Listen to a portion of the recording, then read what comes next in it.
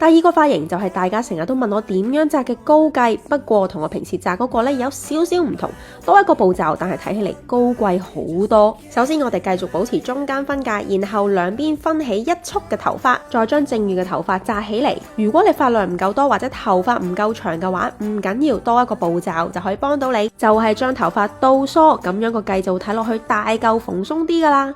跟住將頭髮分左右兩份，順時針打轉，最後用髮夾固定好，咁就搞掂個髻噶啦。好啦，另外兩邊頭髮點處理呢？好簡單嘅啫。首先呢，就往嗰一邊嘅方向梳順佢，然後轉幾個圈，最後呢，就翹埋去後面個髻嘅位置，再用髮夾固定好。另外嗰邊當然都一樣啦。